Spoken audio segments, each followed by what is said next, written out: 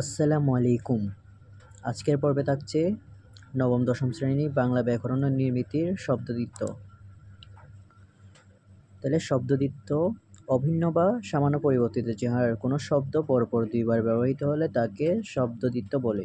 তার মানে অভিন্ন মানে কোনো ভিন্নতা থাকবে না, একই রকম কিংবা সামান্য পরিবর্তিত চেহারা কিংবা সামান্য পরিবর্তিত হয়ে কোনো শব্দ পরপর দুইবার ব্যবহৃত হলে তাকে আমরা কি বলবো? শব্দদ্বিত্ব বলবো।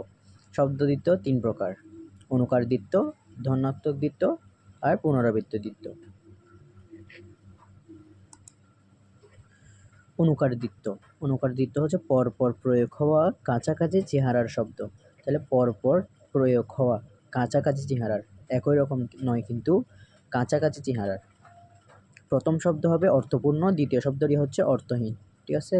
প্রথম শব্দের অনুকরণে তৈরি হবে। প্রথম শব্দটি যেরকম হবে সেটার অনুকরণ করে দ্বিতীয় শব্দটি তৈরি হবে। দ্বিতীয় শব্দের শুরুতে অনেক সময় ট, ফ, ব, ম তালব্য শ যুক্ত হয়।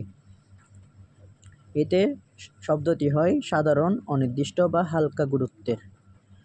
মানে দ্বিতীয় শব্দে যেটা আসবে ওই শব্দটার কথা বলা হচ্ছে। যেমন উদাহরণ হচ্ছে অঙ্ক, টঙ্ক। যেমন অঙ্কের অর্থ আছে, টঙ্ক অর্থ নাই, কিন্তু অঙ্কের অনুকরণে টঙ্ক শব্দটা আসছে। ঠিক আছে? আম টাম, কেক টেক, ঘট্টর, ঝাল টাল, হ্যান ত্যান, বুদ্ধিশুদ্ধি, মোটা সোটা, ব্যাপার স্যাপার, নরম সরম, এগুলো সবগুলোই অনুকার দ্বিত্ব। অনুকার দ্বিত্ব মাঝে মধ্যে আবার স্বর পরিবর্তন হয়। যেমন হচ্ছে আড়াআড়ি, ঘোরাঘুরি, চুপচাপ, এগুলো স্বর পরিবর্তন হচ্ছে। যেমন আড়া, এদিকে হচ্ছে আড়ি, স্বর পরিবর্তন হচ্ছে। তাড়াতাড়ি, দলাদলি, বাড়াবাড়ি, মোটামুটি, টুকরা টাকরা, জোগাড় জাগাড়। তারপরে দেখব ধনাত্মক দ্বিত্ব।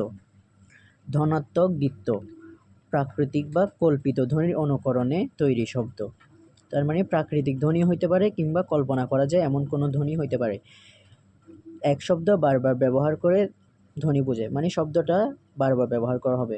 যেমন টুকটুক, ধূপ ধূপ, চকচক, ঝমঝম, টুং টুং, কোতকোত, ফুসুর ফুসুর, শো শো, হিস হিস, ফটাফট, ঝটাঝট, এগুলো হচ্ছে ধনাত্মক দ্বিত্ব। ঠিক আছে? অনেক সময় স্বরধ্বনির সংযোগ দেখা যায়। খপাখপ, দমাদম, গপাগপ, পটাপট। পুনরাবৃত্ত দ্বিত্ব। কোনো শব্দ পুনরায় আবৃত্ত হলে তাকে পুনরাবৃত্ত দ্বিত্ব বলে। কোনো শব্দ যদি পুনরায় আবৃত্ত হয়, মানে এক শব্দটা একবার বলার পরে আবার দ্বিতীয়বার বলা হইলে এটা হচ্ছে পুনরাবৃত্ত দ্বিত্ব। এটি বিভক্তিহীন বা বিভক্তিযুক্ত হতে পারে। বিভক্তিহীনের মধ্যে উদাহরণ হচ্ছে ভালো ভালো, কত কত, হঠাৎ হঠাৎ, ঘুম ঘুম, গরম গরম, হাই হাই। একটাতেও কিন্তু বিভক্তি নাই। আর ব্র্যাকেট দিয়ে যেগুলো বলা হয়েছে এগুলো হচ্ছে কোন জায়গায় প্রয়োগ করা হয় ওইটা।